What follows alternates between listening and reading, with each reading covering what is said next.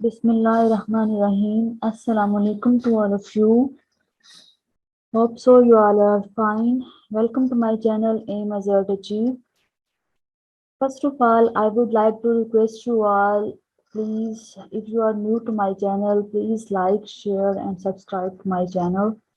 And in case of any query, you can ask me in the comment section. Thank you. Now let's start our topic, that is medication. Medication के बारे में हम आज पढ़ेंगे। इसमें हम देखेंगे कि सबसे पहले हमें मेडिकेशंस को डिफाइन करना है, उसके बाद हमने इसके कुछ टर्मिनोलॉजीज होंगी, थेराप्यूटिक इफेक्ट्स होंगे, इफेक्ट्स ऑफ ड्रग्स हम डिस्कस करेंगे। सेकेंडली हम उनके रूट्स ऑफ एडमिनिस्ट्रेशन चेक करेंगे। फिर हम प्रोसेस देखेंगे इसका कि किस तरह से मेडिसिन एडमिनिस्टर की जाती है। प्रैक्टिस गाइडलाइंस डिस्कस करेंगे, ठीक है। और इसमें राइट्स ऑफ मेडिकेशन एडमिनिस्ट्रेशन भी हम डिस्कस करेंगे आज। Okay, let's start our topic from definition of medications. is a substance administered for the diagnosis, cure, treatment or relief of a symptoms or prevention from the disease। ये medication basically एक ऐसा substance होता है जो कि administer किया जाता है for the diagnosis purpose, cure, treatment और किसी भी सिम्टम्स के लिए, किसी भी पेन के लिए हम उसे रिलीफ पहुंचाने के लिए हम मेडिकेशन को इस्तेमाल करते हैं। ये एक ऐसी सब्सटेंस होता है, ठीक है। तो किसी भी डिजीज से प्रिवेंशन के लिए हम इसको इस्तेमाल करते हैं। This is the basic definition of medications. Next we will discuss about the medications. इसमें हम देखेंगे prescription, generic name, trade name. Like कोई मेडिकेशन होती है उसका एक ब्रांड नेम होता है, ट्रेड नेम होता है, फिर जेनेरिक नेम उसका, उसमें साल क्या यूज हो रहा है, ठीक है, वो जेनेरिक नेम होता है। लाइक पैरासीटामोल हो गया, Panadol is a brand and paracetamol is a generic name, ठीक है।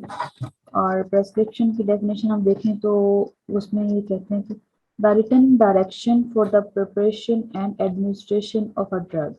कोई भी मेडिकेशन है, लाइक कोई कैप्सूल्स हैं, इंजेक्टेबल मेडिसिन हैं, ठीक है, हम उसमें देखते हैं कि प्रेस्क्रिप्शन में हम डायरेक्शन दे रहे होते हैं कि ये मेडिसिन है फॉर एग्जाम्पल, तो उसको हमने इतने ml नॉर्मल साइन में डाइल्यूट करके पेशेंट को लगाना है, इस तरह से इतनी डोजेज बना के प्रिपेयर करके फिर आइडेंटिफिकेशन प्रॉपर करके पेशेंट की उसको हमने मेडिकेशन करनी है, ठीक है।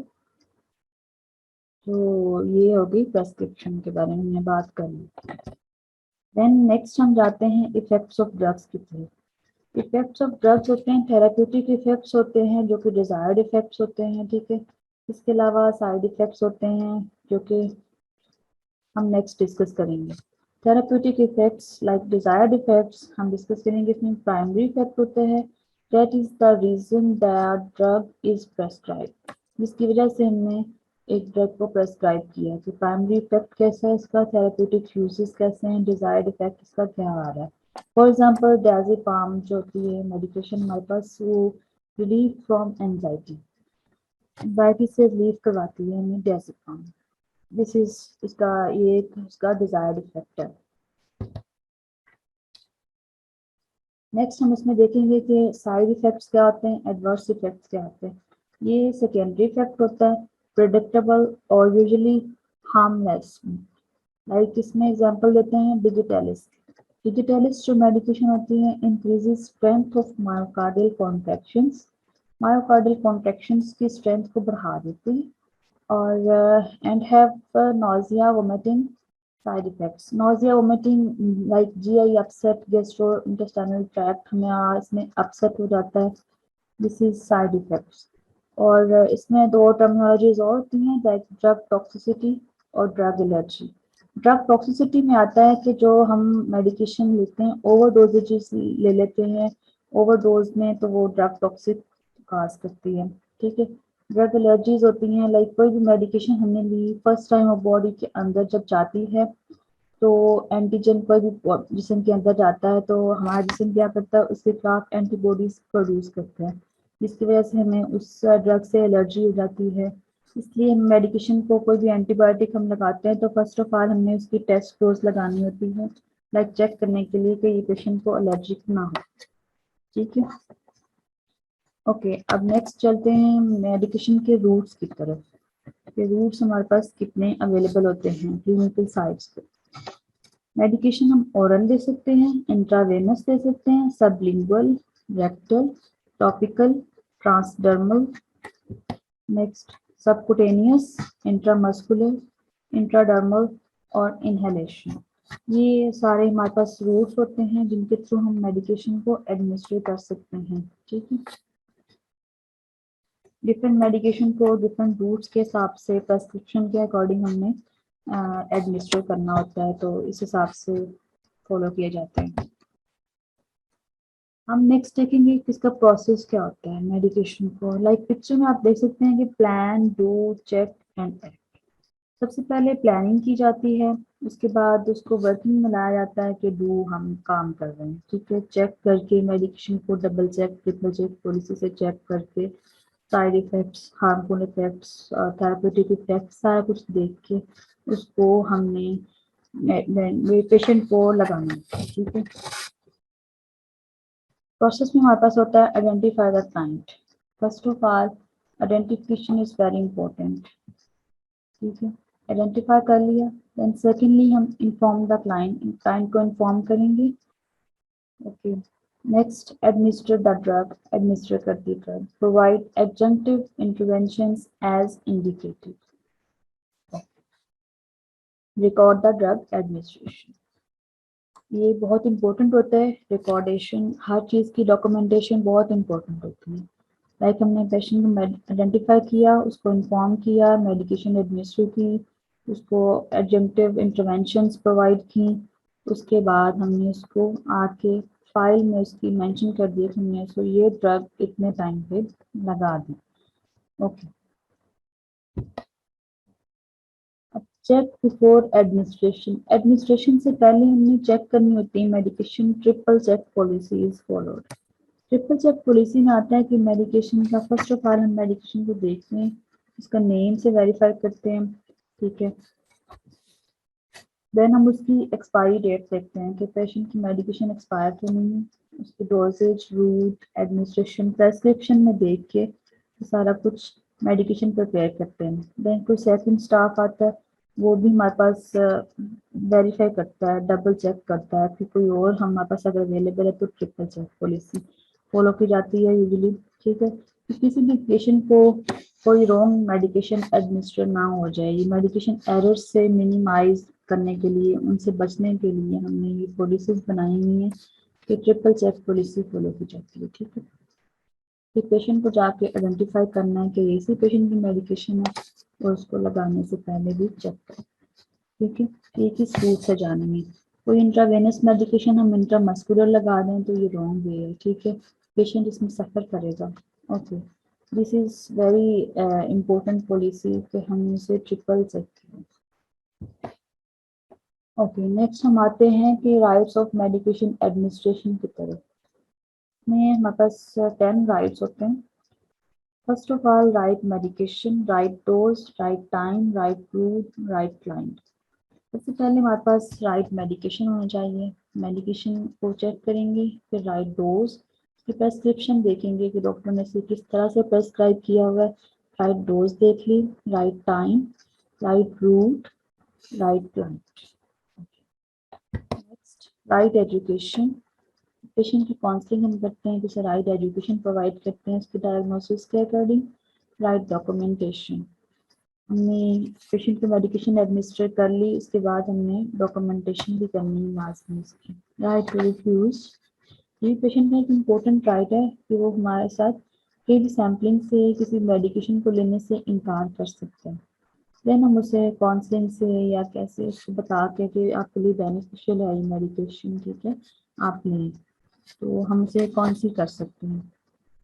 Right assessment and right evaluation, evaluation में हम डबल चेक कर रहे हैं कि पेशेंट को जो भी हमने ट्रीटमेंट प्रोवाइड किया है ड्यूरिंग हॉस्पिटल स्टे, उसका वो ट्रीटमेंट कितने हद तक बेनिफिशियल है, उसके क्या आउटकम्स हैं। ठीक है, आया कि हम पेशेंट को डिस्चार्ज कर दें, या हमें उसमें कोई मज़ीद चेंजेस लाने की ज़रूरत है या मज़ीद उसमें सम चेंजेस करके पेशेंट का हॉस्पिटल स्टे बढ़ाएं। ठीक है, दिस इज़ एवेल्युएशन।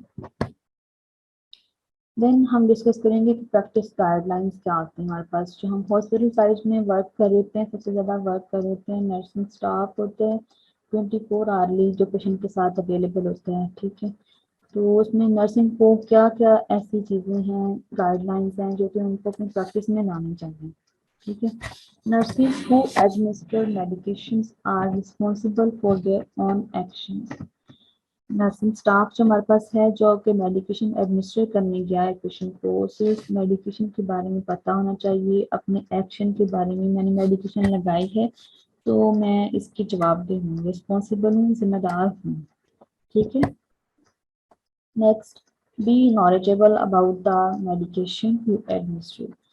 हमें पेशेंट की डायग्नोसिस के साथ साथ उसकी मेडिकेशन का पता होना चाहिए। हमसे पेशेंट क्वेश्चन कर सकता है कि ये मेडिकेशन मुझे लग रही है तो किस पर्पज़ के लिए लग रही है, तो इसके लिए हमारे पास एक नर्स के पास एक नॉलेज होना चाहिए कि वो उसको बता सके, समझा सके कि मेडिकेशन किस पर्पज़ के लिए लग रही है। ठीक है, नॉलेज होना बहुत ज़रूरी है।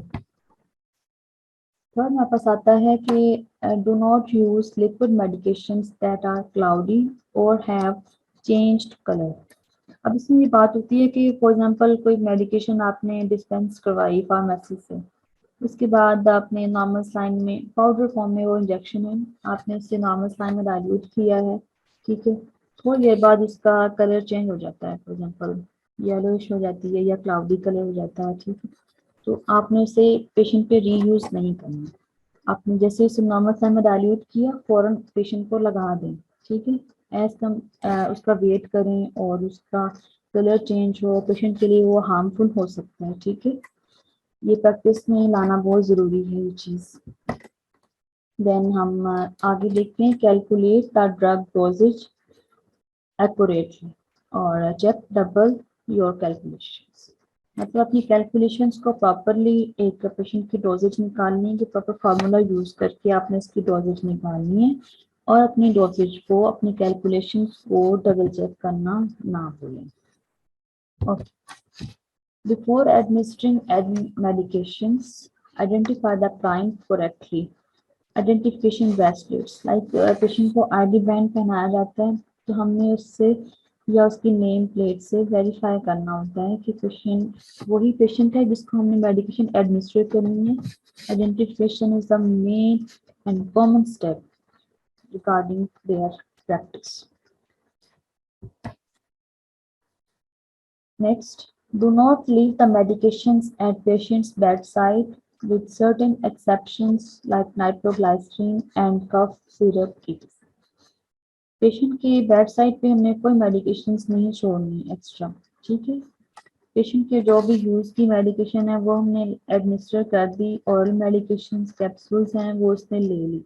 ठीक है, और हमने कोई भी मेडिकेशन उसके पास नहीं रख के आनी एक्सेप्ट नाइट्रोग्लाइसरीन और कफ सिरप। ये इमरजेंसी केस की मेडिसिन हैं तो हमें चाहिए कि पेशेंट के पास ये पड़ी रहे, उसको बता के कि गाइड करना है कि नाइट्रोग्लाइसरीन का क्या यूजेज है और कफ सिरप की क्या है। पल्मो वार्ड में और सीसी वाले कार्डिक के यूनिट में हमारे पास ये मेडिकेशन यूज होती है। नेक्स्ट है, always check medications expiry date. Expiry date तो हमने लाजमी पेशेंट को मेडिसिन एडमिनिस्टर करने से पहले, डाइल्यूट यानी प्रिपरेशन करने से पहले हमने लाजमी चेक करनी है। ठीक है, कि पेशेंट को हम एक्सपायर मेडिकेशंस ना प्रोवाइड कर दें। उसके बाद हम साथ ही अपनी प्रेजेंटेशन को एंड करते हैं। Thank you so much for your attention and in case of any query you can ask me in the comment section. Okay, Allah Hafiz.